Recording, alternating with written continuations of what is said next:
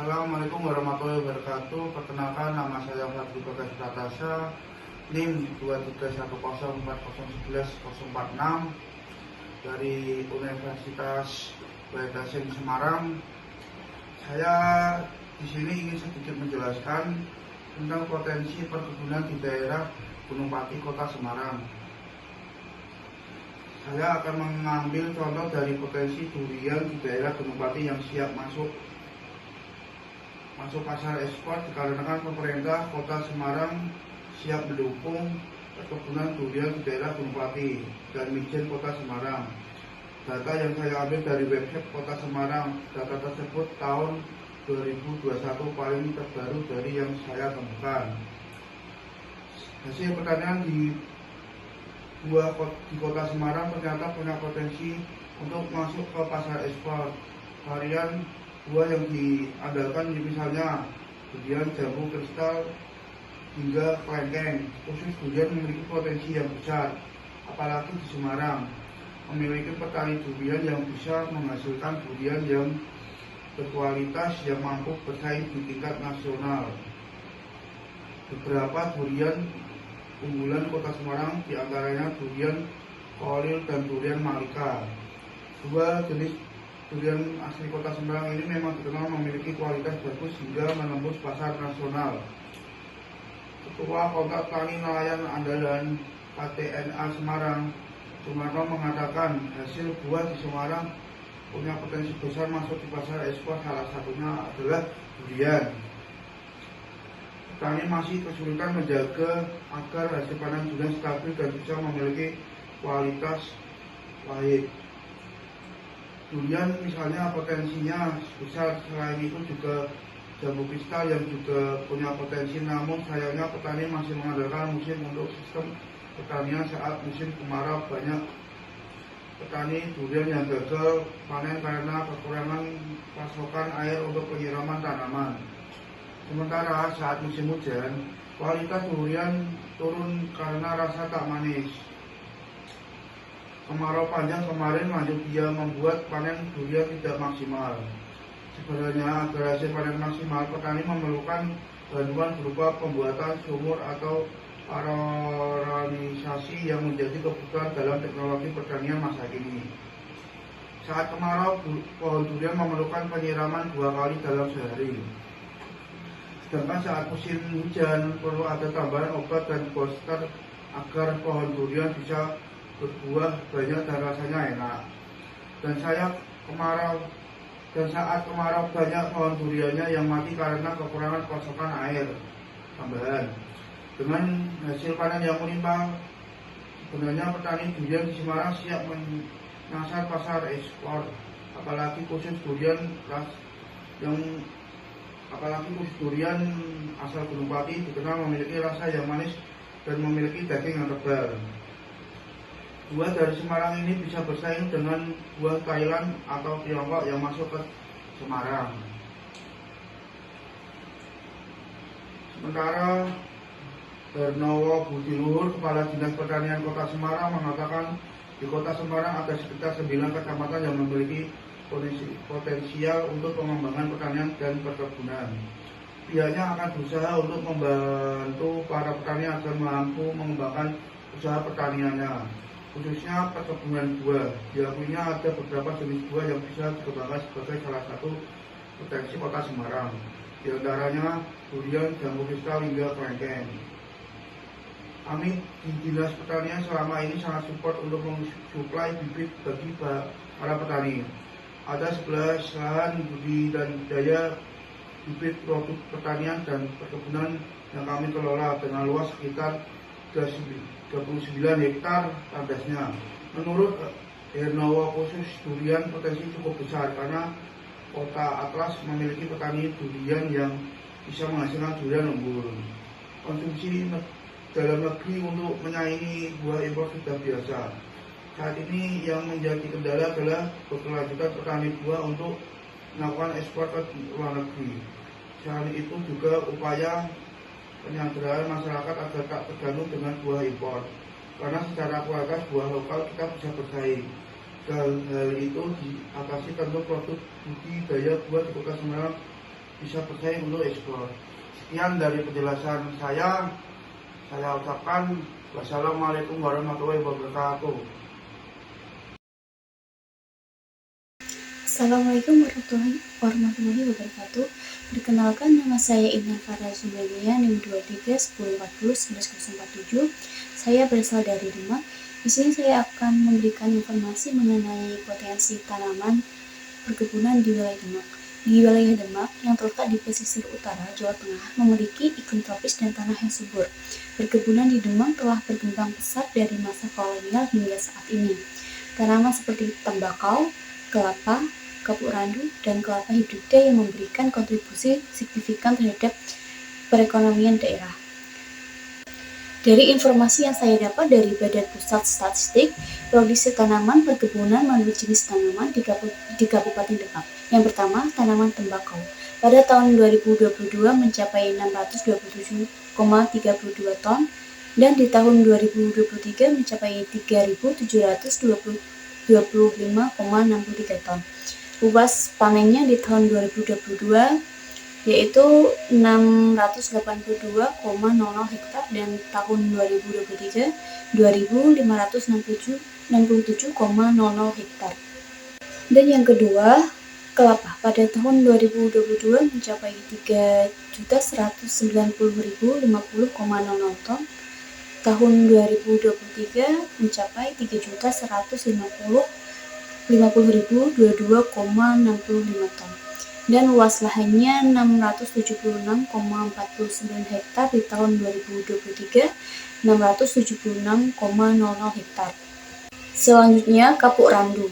Hanya di tahun 2022 produksinya mencapai 43,25 ton untuk luas panennya 80,52 hektar.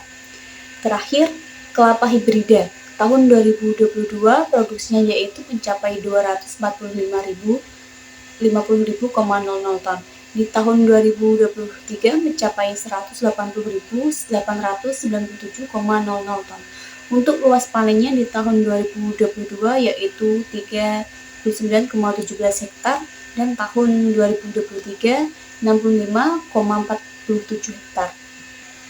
Oke, meskipun demikian sektor ini tetap menghadapi berbagai tantangan terutama terkait dengan perubahan iklim dan fluktuasi harga pasar. Assalamualaikum warahmatullahi wabarakatuh. Perkenalkan, nama saya Alfian Yuda Hakim, NIM 23 1040 11 049. Saya berasal dari Kabupaten Kendal, ingin memberitahu atau ingin menyampaikan potensi apa saja yang ada di Kabupaten Kendal, khususnya di bidang perkebunan. Kabupaten Kendal bisa dikatakan sebagai kabupaten agraris. Hal ini ditunjukkan dengan besarnya luas lahan yang digunakan untuk pertanian. Dari seluruh luas lahan yang ada di Kabupaten Kendal digunakan untuk tanah sawah 26%, tegalan 20%, perkebunan 8%, dan lain-lain sebesar 46%.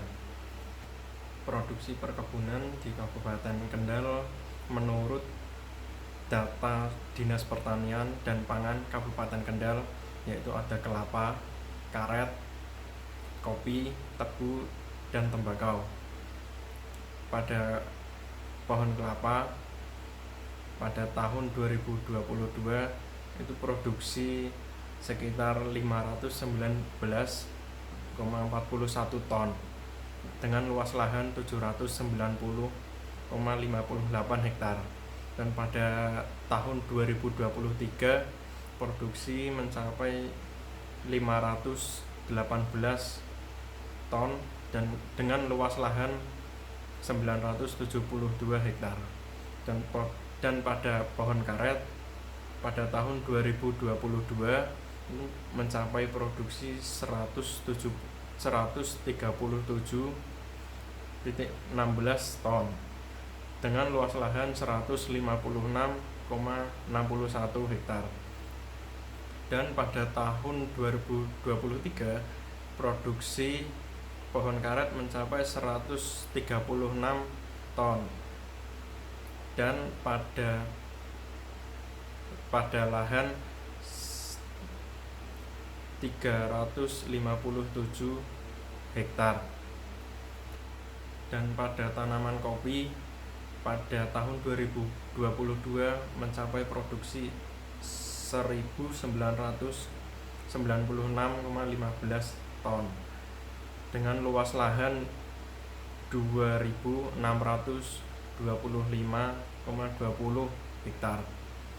Pada tahun 2023 tanaman kopi itu berproduksi 1738 ton dan dengan luas lahan 3051 hektar. Dan pada tanaman tebu pada tahun 2022 mencapai produksi 6.220,65 ton dengan luas lahan 83,39 hektar. Dan pada tahun 2023 tanaman tebu berproduksi sekitar 3.257 ton pada luas lahan 41 hektar. Dan pada tanaman tembakau pada tahun 2022 berproduksi sekitar 4.282,2 ton dengan luas lahan 2.959,55 hektar. Pada tahun 2023 produksi tembakau mencapai 6.148 ton dengan luas lahan 3.982 hektar. Itu saja yang bisa saya sampaikan. Kurang lebihnya mohon maaf. Wassalamualaikum warahmatullahi wabarakatuh. Assalamualaikum warahmatullahi wabarakatuh. Saya Dini Insyadina dari Kendal Boja akan menyampaikan potensi perkebunan di Kendal Boja. Kendal, khususnya kawasan Boja, memiliki potensi besar dalam sektor perkebunan yang sangat mendukung perekonomian daerah. Secara geografis, wilayah ini terletak di lereng pegunungan yang memiliki tanah subur dan iklim yang mendukung untuk berbagai jenis tanaman perkebunan. Beberapa komoditas unggulan yang dapat ditemukan di Boja antara lain kopi, kakao, kelapa, dan beberapa sayuran serta tanaman hortikultura. Kawasan ini memiliki iklim yang ideal dan tanah yang subur. Untuk memungkinkan berbagai jenis tanaman, perkebunan tumbuh dengan baik. Salah satu komoditas unggulan yang banyak dibudidayakan di Boja adalah kopi. Tanaman kopi, baik jenis Robusta maupun Arabica, berkembang pesat di daerah Boja karena ketinggian dan curah hujan yang mendukung. Produk kopi dari Boja telah dikenal dengan cita rasa khas dan kualitas yang baik, serta membuatnya diminati baik di pasar lokal maupun internasional. Selain kopi, tanaman kakao juga menjadi komoditas potensial di kawasan ini. Kakao tumbuh subur di Boja. Dengan semakin berkembangnya pelatihan bagi petani, hasil produksi kakao di Boja semakin meningkat, menjadikannya komoditas yang menjanjikan. Selain itu, kelapa juga merupakan komoditas penting di Boja, di mana produk kelapa seperti kopra dan menjadi minyak kelapa memiliki pasar yang luas. Potensi lainnya datang dari sektor hortikultura dengan berbagai jenis sayuran seperti cabai, tomat, dan lain-lain. Dapat menghasilkan dalam jumlah besar berkat tanah yang subur dan iklim yang sangat mendukung. Selain itu, akses berbagai cara untuk menuju ke pasar internasional memungkinkan produk-produk perkebunan dari Boja menembus pasar internasional, meningkatkan potensi ekspor. Secara keseluruhan, sektor perkebunan di Kendal Boja memiliki prospek yang cerah, tidak hanya untuk mendukung perekonomian lokal, tetapi juga meningkatkan kesejahteraan petani melalui peningkatan kualitas, diversifikasi produk, dan ekspor. Hal ini memberikan peluang dari industri rumah tangga maupun UMKM untuk berkembang. Menurut Kementerian Perindustrian RI, sektor pengolahan berbasis komoditas perkebunan di Kendal termasuk Boja berpotensi untuk mendorong pertumbuhan ekonomi lokal dan menciptakan lapangan pekerjaan baru. Sekian dari saya. Wassalamualaikum warahmatullahi wabarakatuh.